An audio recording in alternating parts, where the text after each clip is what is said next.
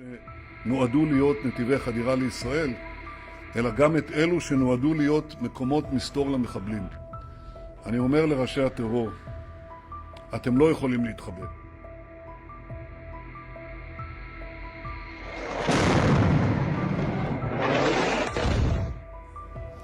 שמענו השבוע בתקשורת כל מיני הדלפות ותדרוכים עם מספרים מופרזים והזויים של מה שישראל...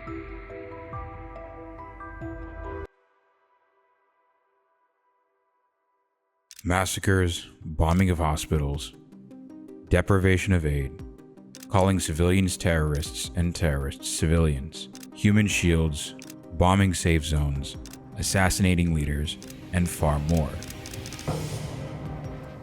Death and destruction inundate the atmosphere, and no one knows when the army will claim your life. Every second there's a chance that a bomb could drop, and within seconds, your mom, dad, uncle, aunt, sibling, child, and your own life could be robbed from you.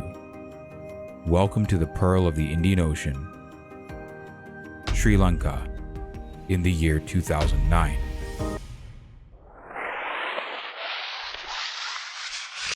את העמידה התקיפה.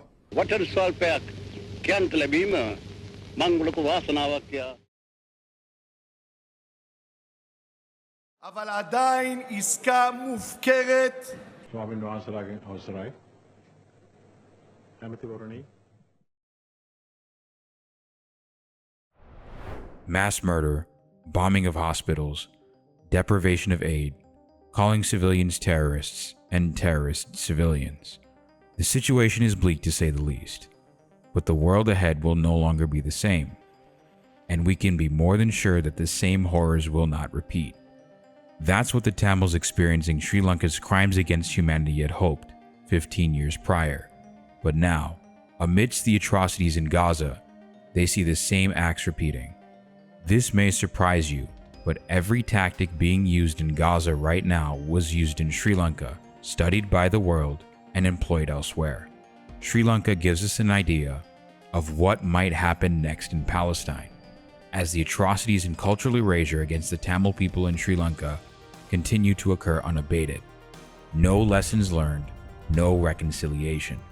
Atrocities against the Tamils continue unabashed, whether it be the seizing of land by the army, the attempts at culturally erasing Tamil heritage by claiming Hindu temples and Christian churches as Buddhist land, the ethnocratic Sri Lankan state forcibly disappearing Tamils in white vans never to be seen again, the systemic violence the Sri Lankan state and the army inflict upon the Tamils endures.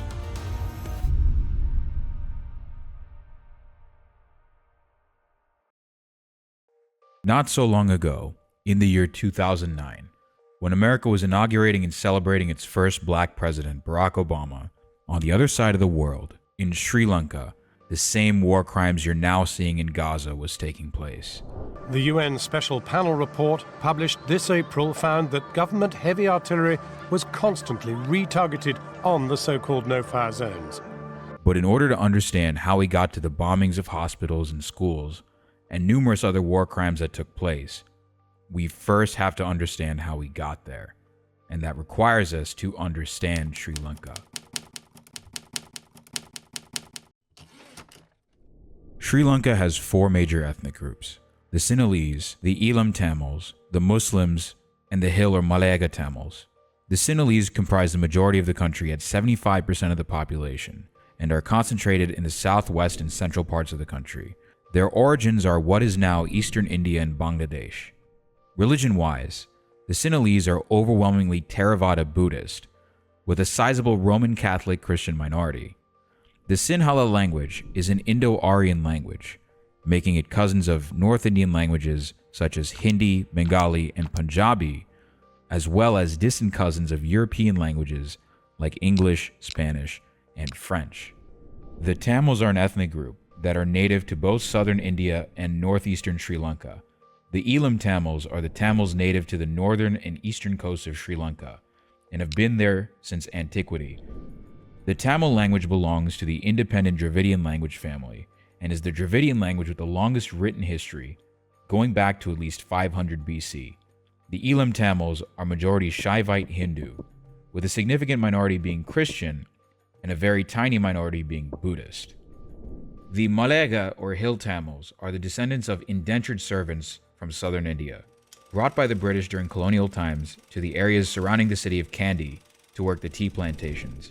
Like the Elam Tamils, their spoken language is Tamil, although the dialect in which they speak is more similar to the Tamil you might hear in India.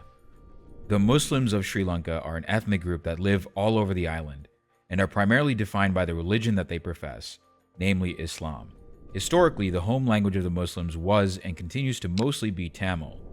Most Muslims live in the southwest of the country alongside the Sinhalese as a minority. However, there are cities in the eastern province with a predominantly Muslim population. This video will largely focus on the genocide that Elam Tamils and Malaga Tamils experienced collectively, and I hope to dedicate separate videos to the struggles of the Muslims and Malaga Tamils, as their struggles deserve to be brought to the spotlight.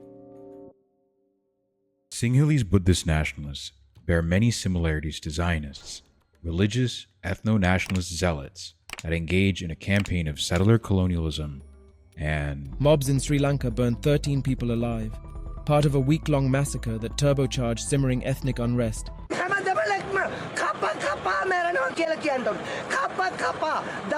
Yeah. Get the out of the country. This is Jewish country only. We don't need Muslims here. We'll get to this in a second. Sinhalese Buddhist nationalists claim that they are indigenous and the first quote-unquote civilized people of Sri Lanka, citing the 1500-year-old text, the Mahavamsa, as their source of indigeneity. The Sinhalese, however, are actually descendants of people who originally came to the island from eastern India, from the modern states of Odisha and West Bengal. The original indigenous people of Sri Lanka are the Vedas. According to the Mahavamsa, the Veda are the offspring of the progenitor of the Sinhalese prince Vijaya and a demon named Kuveni. Soon after having children, however, Prince Vijaya banishes Kuveni and their children into the forest, thereby creating the indigenous Veda. The Sinhalese Buddhist nationalists cite their indigeneity to lay claim to the entire island of Sri Lanka, painting the Tamils as invaders to the island, despite the Tamils having been there for several thousand years.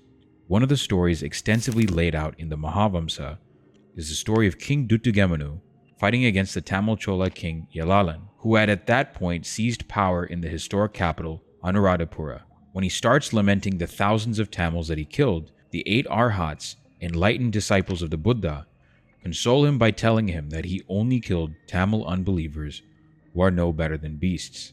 They then go on to say, "Thou wilt bring glory to the doctrine of the Buddha in manifold ways. Therefore cast away care from thy heart, O ruler of men." Sinhalese Buddhist nationalism states that the island of Sri Lanka is the Buddha's promised land for his chosen people, the Sinhalese. The People's Tribunal of Sri Lanka mentions that major political figures throughout Sri Lanka likened themselves to previous Sinhalese figures like King Parakramabahu and Buddhist figures like Bodhisattvas in order to rouse nationalist and anti-Tamil sentiments. One of the biggest proponents of Sinhalese Buddhist nationalism is Annagarika Dharmapala, whom I'd like to introduce with something he said about Sri Lanka's Muslims. The Mohammedan, an alien people by Shylokian method, became prosperous like the Jews. The Sinhalese sons of soils, whose ancestors for 2,358 years had shed rivers of blood to keep the country free from alien invaders, are in the eyes of the British only vagabonds. The alien South Indian Mohammedan comes to Ceylon, sees the neglected villager without any experience in trade, and the result is that the Mohammedan thrives and the son of the soil goes to the wall. Annagarika Dharmapala was the world's first modern global Buddhist missionary. He was one of the principal figures responsible for bringing Buddhism to the West. Back home in Sri Lanka, however, he's the godfather of Sinhalese Buddhist nationalism.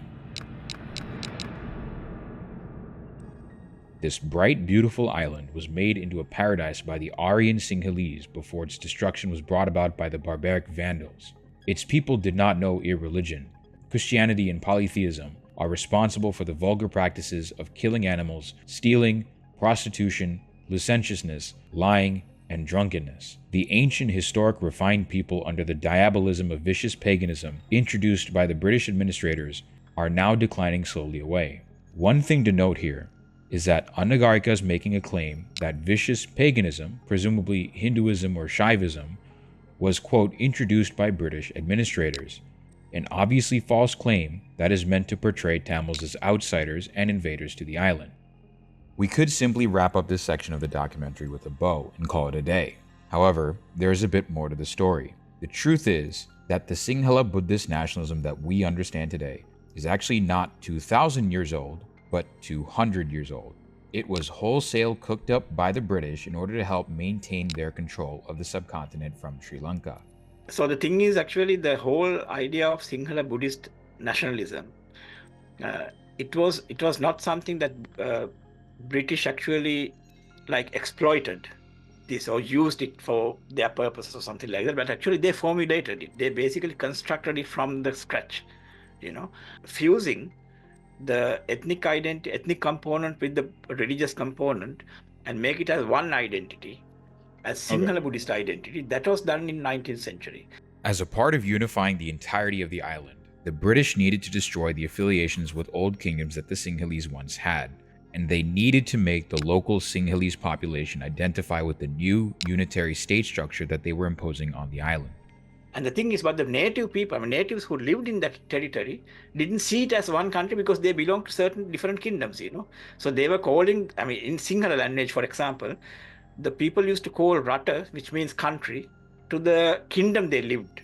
So their Rata was not the entire country in the way that we understand it now. Their Rata was actually the kingdom that they lived in. So that mentality has to be basically dismantled in order to make it, a natural kind of entity that people have a connection with. So Sinhala Buddhist nationalism was actually constructed in order to connect the native population with the British-built state structure. So within the next 100 years from the 19th century, that was basically in the fields of historiography, which started with the discovering of Mahavansa, in the field of archaeology, and in the field of anthropology, physical anthropology. Basically, British constructed an identity, not simply about the identity of the native people who lived in that country, but they separated the Sinhala Buddhist people and made it as a kind of hybrid identity and presented it as kind of, they basically connected it to the state structure. So the Sinhala Buddhist identity became an integral part of the state structure, and people started thinking this unitary structure is something that belongs to us, the Sinhala Buddhist. Whoever that are living in the country, living in the island, they are kind of, secondary. And actually, Anagarika Dharampala, even though he was, everybody knows that he's a kind of an open kind of instigator of anti-Tamil, anti-Muslim violence, and kind of hatred towards the non-Sinhala, non-Buddhist communities. But actually, he's a kind of an indicator of how successful the British project was, actually. Because in his writings, when you go through his writings, where he clearly says, before reading Mahavansa, I never knew about the glorious past of the Sinhalese. However, the irony of Anagarika's tirade against the British is that the very text that he was inspired by, the Mahavamsa, was relatively unknown to the Sinhalese people for centuries because it was written in the Pali language, a dead language that few on the island spoke. It was British colonial linguists that first discovered the Mahavamsa, then translated it into English, then into Sinhala. It was the translation of the Mahavamsa, along with the archaeological discoveries of a, quote, ancient Aryan civilization on the island, that laid the groundwork for the resurgence of Sinhalese Buddhist nationalism. Mahavansa was, basically digged out from a place which was written in Pali, and it was digged out by a British colonial officer who was working under the British administration. And he did it accidentally because he was involved in some other kind of, trying to sort out a dispute between two temples. And where he accidentally found this book, which he claims that until I found this book, nobody seemed to have noticed this book, the importance of it, which connects India's history to Sri Lanka's history, or Ceylon's history, So the thing is, when they dig out Mahavansa and when they started looking at it, they found, for the colonial rulers, they found it's quite important as part of, to justify or to naturalize the newly constructed the Sinhala Buddhist identity, This idea of Sinhalese being Aryans, and thus the rightful owners of the land, was further reinforced by the Nazis when Heinrich Himmler appointed a 5-person team to find the origins of the Aryan race. They originally sent the 5-person team to Colombo in Sri Lanka in order to study the Aryan people living in Sri Lanka, namely the Sinhalese. Using the Mahavamsa, Sinhalese Buddhist nationalists lay claim to all of Sri Lanka, similar to how Zionists used the expulsion of Jewish people from Judea and Samaria to lay claim to the area of all of modern-day Israel, the West Bank, and Gaza. Sinhalese Buddhist nationalists within the Sri Lankan government since independence in 1948 have specifically engaged in state-sponsored settler colonialism against the Tamils. These schemes are specifically designed to displace the Tamil population and slowly shift the demographics such that the Northeast will become majority Sinhalese, and the Tamil-speaking populations will become minorities in their own native land. Sinhalese settlers were provided with preferential privileged access to land, which was routinely denied to the Tamil-speaking population of the area. But remember that one day the whole country will look up to you. The final battle for the Sinhala, our people, will be fought in the plains of Padavia. You are men and women who will carry this island's destiny on your shoulders. Those who are attempting to divide this country will have to reckon with you. The country may forget you for a few years, but one day, very soon, they will look up to you as the last bastion of the Sinhala. The Sri Lankan rate of population growth was one of the highest in Asia in the 19th century. The population boom created a Sinhalese landlord class, which in turn also created a Sinhalese landless peasant class. This was also at a time when there was scarcity of land in the Sinhalese-dominated south. This drive to colonize the northeast portions of the island, which was where all the dry lands were, was a way for the land-owning Sinhalese bourgeois, predominantly coming from the Govigama caste, and the British colonial government to appeal to the landless Sinhalese peasants hailing from the highlands of Kandy. The primary form of Sinhalese settler colonization was, and continues to be carried out, through government-sponsored irrigation projects. The Sri Lankan state used these irrigation schemes as an excuse to settle the landless Sinhalese peasants on Tamil, Muslim, and Veda land. This Sinhalese landlord class that many refer to is actually the Sinhalese Govigama caste. The first colonization scheme was enacted in the 1940s, right around the time of independence, under D.S. Senanayake. The scheme targeted the Gull Oya Valley in the island's southeast, where the largest ethnic group were the Muslims, and the second largest ethnic group were the island's Tamils. The Gull Oya project was the first large-scale project on the island wherein a dam in the southeastern region, in what was then the Badikalo district in the northeast, was to be constructed. The government would intentionally misrepresent areas of the Badikalo district as uninhabited as an excuse to settle Sinhala peasant workers. At least tens of thousands of Sinhalese workers were settled in the east between 1948 and 1957, and many of those Sinhalese peasant workers were armed by the government with the intention of chasing out the local Tamils that lived in the district. During the process of this colonization, an area in the southern province of the Badikalo district that was wholly undeveloped during the British colonial era would be fully transformed into a bustling town to house the people that were working on the Gull Oya Dam. This town was named Ampara. Over time, what happened as a result of this project was that due to the huge population increase in Sinhalese settlers, the Sinhalese actually ended up becoming the largest minority in the southern half of Badikalo district, outright displacing the Tamils and making the Tamils the third largest group. In 1961, nearly 15 years after independence, the Sri Lankan government carved a new district out of Badikalo. This new district was given the name Ampara, with the capital of the district being Ampara, the town that was built to house the Gull Oya Dam construction workers. According to the 2012 census, the largest group in Ampara district continues to be Muslim, while the capital of Ampara district, Ampara town, is 99% Sinhalese. In 1948, the same year he started the Gull Oya project and the same year Sri Lanka got independence, D.S. Senanayake started a series of irrigation projects in the southern part of the eastern province's Trincomalee district. Trincomalee district was historically majority Tamil while having a sizable Muslim population. It was also home to a notable indigenous coastal Veda population. The first of these irrigation projects was the Kandalai colonization scheme, which involved a tank to irrigate the paddy fields. 40,000 of the now 86,000 Sinhalese living in Kandalai, which was about half the Sinhalese population, were a direct result of the Kandalai colonization project. In 1951, the Alai irrigation scheme was enacted. The scheme involved the construction of an anacut through the Vargal River. Along with this irrigation scheme came the swallowing of ancient Tamil towns as Sinhalese settlers were relocated here. Kallar was named Somapura, Nilapalai was named Nilapola, part of Punagar was named Mahindapura, Tirumangalai was renamed Sri Mangalagama, and Aripu became Seranuwara, the location of the new Sarawilla Divisional Secretariat that would be cleaved from the Tamil and Muslim-majority Mudur Division.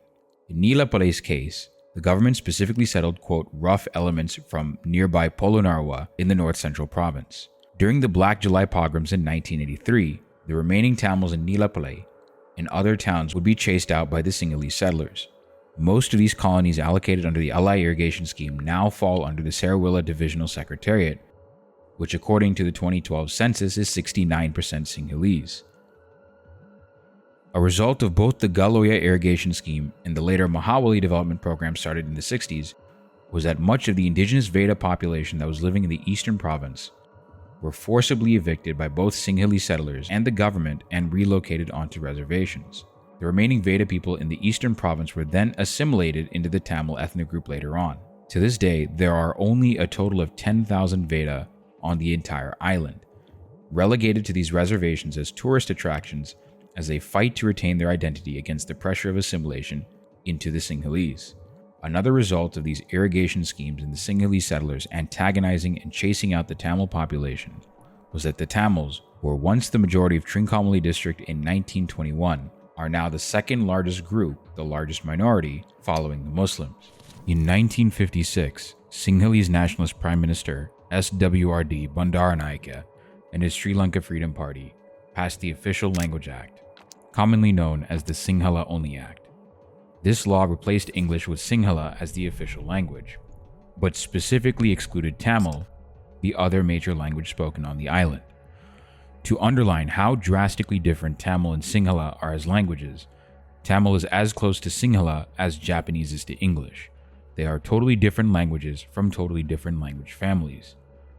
The passage of the Sinhala Only Act effectively prevented 30% of the population whose native language is Tamil from getting and keeping government jobs, which are one of the main viable sources of income. This also meant that government social safety nets were made unavailable to the Tamil speakers of the island. This led to multiple protests from Tamil political parties, which were promptly met with government-sanctioned violence, leading to the deaths of at least 150 Tamils. Much of this violence happened in the Galoya colonies, where Sinhalese settlers massacred roughly 100 Tamils. One of the fallouts of the Sinhala Only Act was that Sinhalese Buddhist nationalists were emboldened to enforce the Sinhala language upon the Tamil speakers, namely the Elam Tamils, the Malayaga Tamils, and Muslims. To this end, Sinhalese nationalists started printing the word Sri in the Sinhala script on license plates, symbolizing the desire to Sinhalize the name of what was then called Ceylon into Sri Lanka. In response, the anti-Sri campaign began on the Tamil side, smearing the word Sri on license plates with tar. This was another act of mobilization on the Tamil side, which would be met with violence. On May 24, 1958, violence broke out in Polonnaruwa district near the eastern province. Tamils, as well as any Sinhala person who attempted to protect the Tamils, were attacked, raped, and murdered en masse by a Sinhalese mob. In fact, Sinhalese who were suspected of hiding Tamils had, quote, their brains strewn about. The next day, a Sinhalese mob attacked a sugarcane plantation full of Tamil workers and their families. When the mob attacked, the workers and their families tried to hide in the bushes. In response, the mob set the entire field on fire. As the Tamils were forced out of the burning sugarcane field, the mob murdered the men, women, and children using homemade swords and grass-cutting knives and machetes. In a nearby town, mobs ripped open the belly of an 8-month pregnant woman and let her bleed to death. Necklacing is a form of extrajudicial summary execution and torture, wherein a rubber tire is drenched with gasoline, forced onto the victim's chest and arms, and is lit on fire, thereby burning the victim alive. This tactic, which has been used all around the world, was first attested in the 1958 anti-Tamil pogroms used by Sinhalese nationalist mobs against Tamil civilians.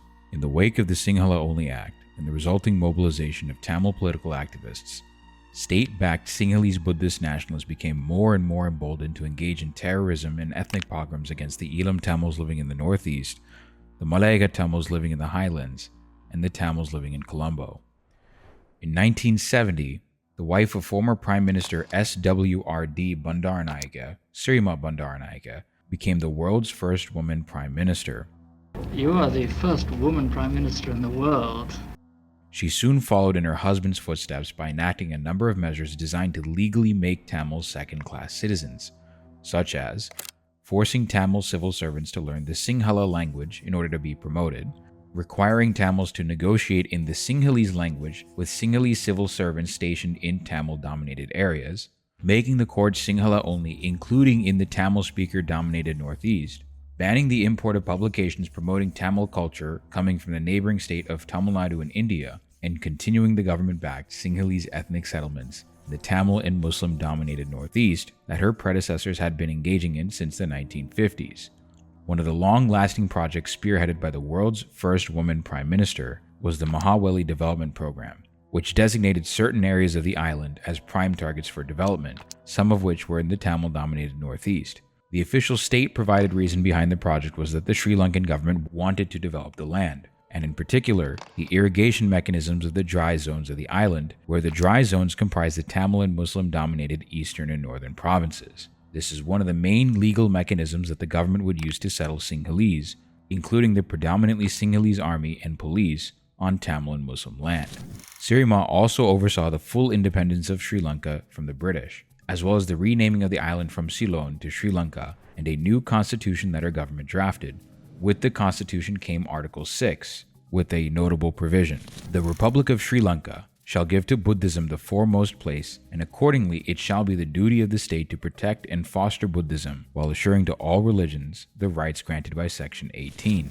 The Sri Lankan constitution makes it abundantly clear that Buddhism is the foremost religion on the island.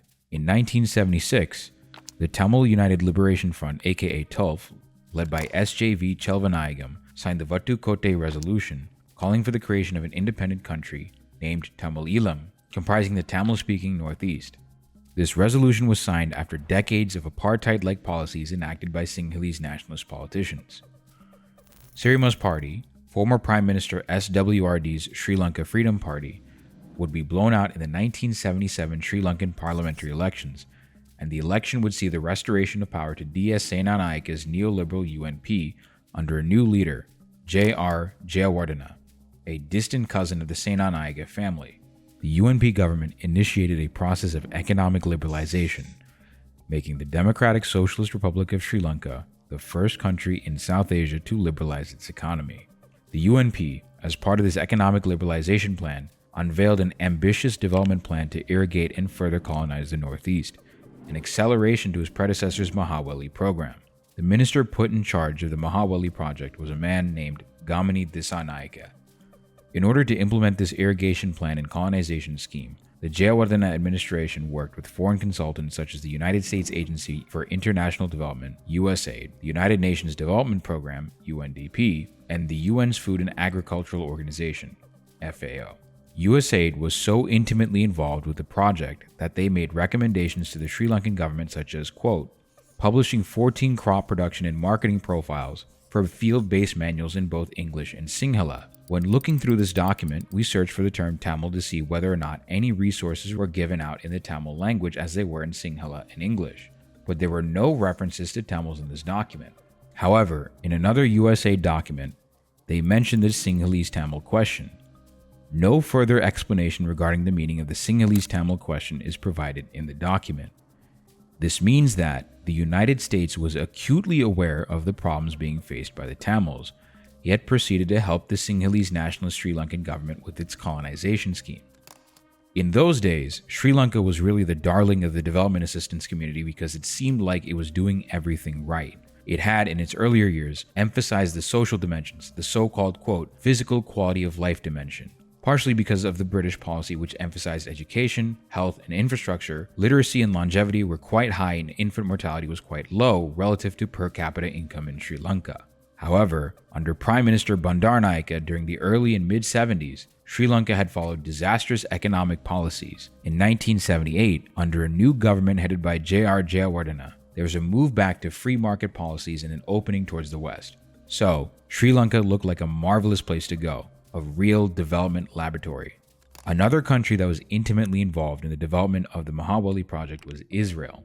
The previous administration under Sirima Bandaranaike was significantly more hostile to Israel and had generally taken the side of the surrounding Arab countries, as would Jayawardena's successor Ranasinghe Premadasa.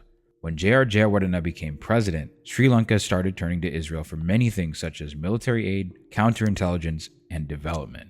Some of the contracts regarding the development of the Mahawali project ended up being taken on by Israeli construction and civil engineering firm Solel Boneh, the very same company that prefabricated the buildings in the Tower and Stockade settlements during the 1936 to 1939 Arab revolts, the very settlements that would lay the foundation for the State of Israel. Israeli architect Ulrich Plesner planned 6 new towns for the Mahawali settlements. It was also reported that the idea for accelerating the Mahawali development plan was given to Gamini Disanaike and the Jayawardena government by a Mossad agent Amy Yar. The Mahawali plan identified 13 systems in the dry zone to be developed, named B, C, H, G, L, etc., and the settlers that were chosen for these areas were again almost entirely Sinhalese. 2 of those systems are in the northeast, System B in the remainder of the eastern province's Badikolo district after Ampara was carved out, and System L in the northern province's Mullaitivu district. Buddhist meditation centers were built in these colonies, and books were distributed in these areas in order to, quote, promote spirituality. The Mahawali project and program makes it abundantly clear who the settlers mainly are. The Mahawali authorities will not only lead the settlers towards material prosperity, but also provide them with spiritual guidance to make them morally upright. On full moon days, every family has been advised to go to the Buddhist temple, offer flowers, perform other rites, listen to sermons, and observe Buddhist precepts.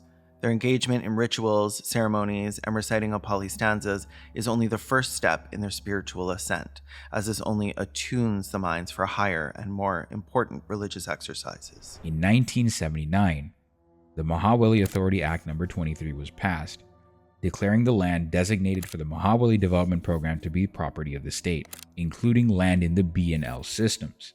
This meant that land that belonged to the Tamils and Muslims was now property of the Sinhalese Buddhist nationalist state. Once the war starts, we begin to see more and more state seizure of Tamil land. Around the same time, a young Tamil student by the name of Velu Pillai Prabhakaran started getting involved in politics. In 1972, he, along with a few of his associates, would found a militant organization named the Tamil New Tigers.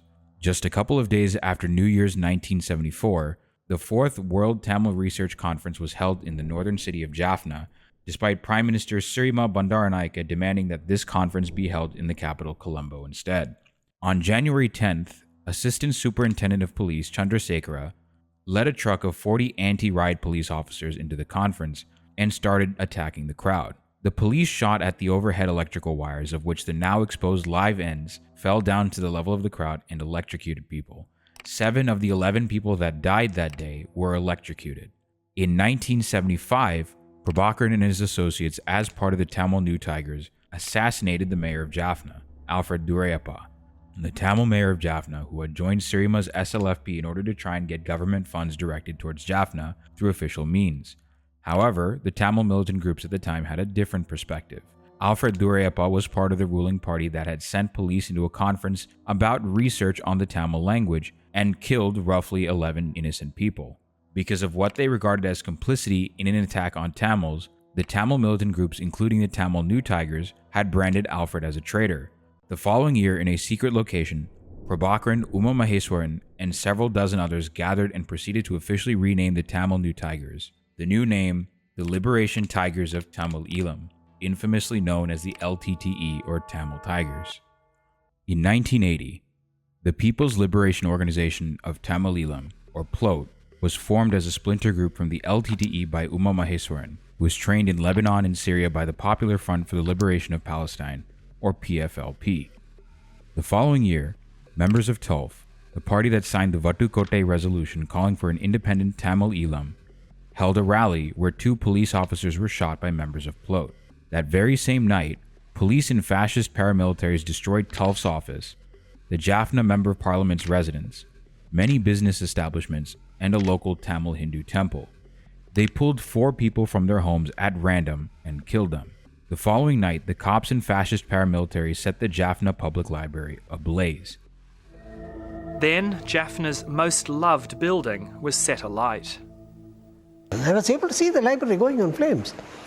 So my feeling was that we are losing a treasure. And I was threatened that if I refuse to abide by the orders of the, I may be harmed, I may not even be shot, he said. And seeing those collections in flames and realizing that the whole thing cannot be retrieved, it was terrible trauma in my mind when I was standing and looking at this. It was really a cultural genocide. The burning was a cultural genocide. Over 97,000 volumes of books, along with numerous culturally important and irreplaceable manuscripts, were destroyed. To understand the magnitude of cultural genocide at play here, let's take a step back to understand Tamil culture. The beating heart of Tamil culture is the language, and as a result, the literature plays a big role in Tamil culture. Tamil is one of the few remaining written classical languages in the world, whose history extends about a couple thousand years into the past. There are words in the Torah that you recite in your synagogue that are loanwords from Tamil. There are words that the pharaohs Ptolemy and Cleopatra themselves used that were gifts from the trade with the Tamil Pandyan dynasty. Imagine if some of the lost works of Plato were available in exactly one library, only for ethno-nationalists to burn them to a crisp. One of the men responsible for orchestrating the torching of the Jaffna Public Library was none other than the Minister of Mahawali Development, Gamini Dissanayake, the man responsible for spearheading Sinhala settler colonies in the Tamil-dominated Northeast. This craven act of cultural genocide, where irreplaceable cultural artifacts that date hundreds if not thousands of years back were intentionally destroyed, was the point of no return for the Tamil nationalist militant groups. This set the stage for Black July. On July 23, 1983, the Tamil Tigers ambushed the Sri Lankan army in Tirunelveli near Jaffna, killing a total of 15 members of the Sri Lankan military. The following night, in response, a band of Sri Lankan soldiers left Palali, and on the way to the town of the ambush, they destroyed all the Tamil-owned shops.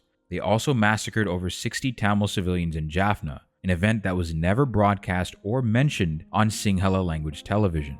In the southern Sri Lankan capital of Colombo, the anti-Tamil pogroms had begun.